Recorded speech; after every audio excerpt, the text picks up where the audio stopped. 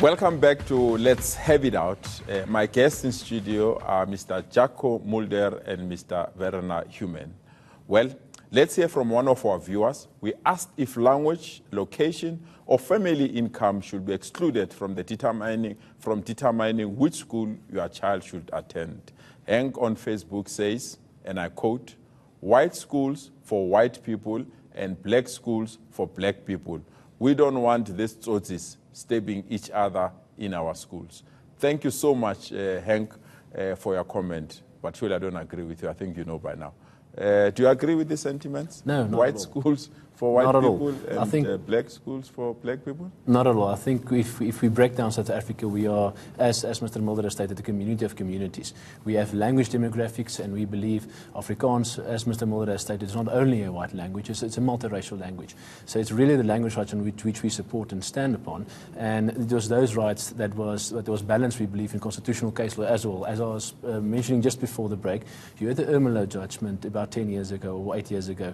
In that judgment, the school did have much capacity. It was a single medium school. The only thing standing in the way was the language part of the school to gain access for more learners. The school, I believe, was 50% full of capacity. And in that case, we say we support that judgment because the capacity allowed for such thing. In the Verval matter, as also the Constitutional Court actually gave the rubber stamp on it, was that there were schools in the vicinity which had enough capacity. So that it will allow for Afrikaans to survive with the access, balance of the access to education. I like your selective quoting of court case. I mean, where the Rivonia case here in Gauteng, it outlined very clearly who has the final mandate to deal with the issue of admissions. But let's take the caller that is on the line so that we can involve the callers. Let's take a call from Mike in Newlands. Mike Umshap.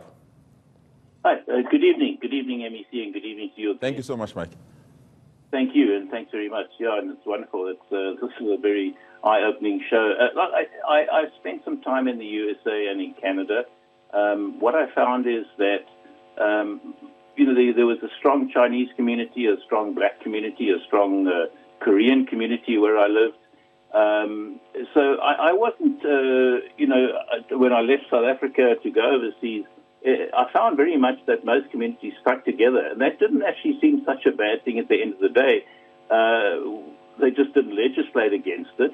I look at our schooling system here, MEC, 6 years into our schools for a young child, a third of our children can't read.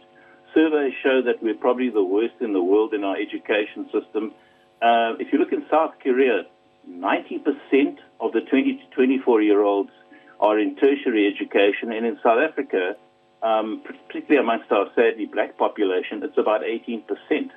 So let's leave it there, Mike. I really don't agree with you. You know, when you say a certain portion of learners can't read or write, when you don't compare it broadly with institutions and countries that has participated in those surveys, it becomes unfortunate. But that's a debate for another day, so let's not go there. Let me just take a comment from Pose Piri on Twitter. He says there should not be exclusion for learners with disabilities. Assessment tests should also not discriminate, but enable inclusive education. Thank you so much for your comment. Truly appreciate that. Let me come to you, Mr. Mulder.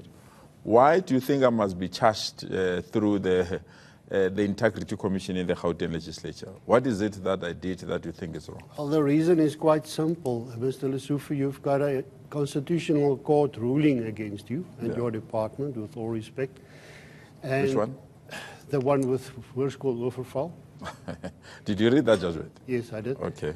And according to that and your oath that you have got in your office when you were sworn in as a member of the executive in the Gauteng government, you are accountable to uphold the Constitution of South Africa, which, with respect, in my opinion, has already overstepped.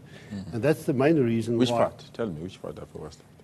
Article 29. Yes, which part of Article? Which part? Yeah. Well, can I read it to Speak you? about the official language. It speaks about languages. Every it South limited African has got the resources right. and opportunity. Which part? Yeah, every South African has got the right to be able to be taught in a language of their choice.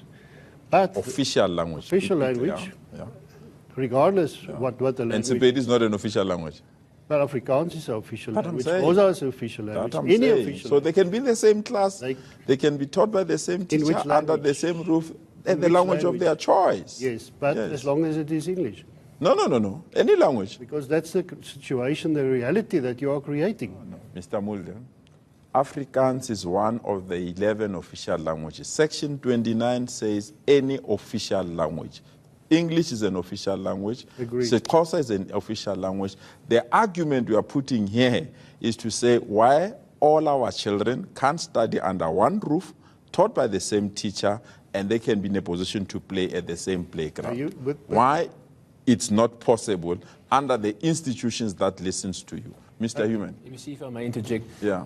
I believe there are some mixed messages from the Gauteng department pertaining to language. Yeah. And with respect, a lot of it from yourself. If there's one Please feel free. portion that I've picked up of one of the articles you've written. One portion states, what our rainbow nation urgently needs is a ruling that recognizes a language policy for what it is, a malignant policy that harms everyone and is in very essence of racism. Unlike the policy of racial integration, some languages policies propagate all the evils inherent in racism.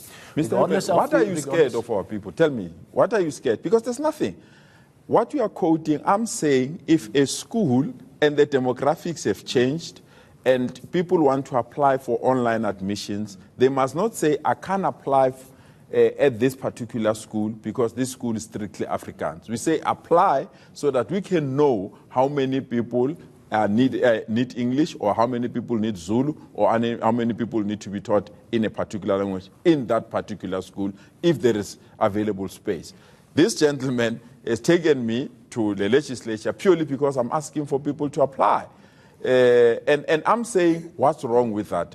Yourself, you are worse off. I mean, you are just on a strike now in Sasol purely because it benefits historically people that have been excluded from the economy. So you can't claim when you don't have membership of black people in a union, you can't claim when you represent always the interest of those that don't want to be part of this democratic society. You represent those that wants to fly an apartheid flag at a rugby match. That's grossly generalizing. No, I'm saying that's the institution, but that's the institution that you represent. That's what we see out of you. Why will you stop people to benefit out of Sasol? Let me see, if you say solidarity and we, or AfriForum and we, there's not one instance where you would find any of those things. Yeah. The Sasol thing, we have black shop stewards at Sasol. We have black members at Sasol. How many? I don't have the figure Compared with to me white now. people, how many? No, without a doubt, we've got more white members. But so that's the society you need. The fact is, if we are more white than black, does it make us de facto racist? Because that's the argument that you are. Your orientation and your thinking will be inclined because you will want to defend the privileges of those privileges that are not there.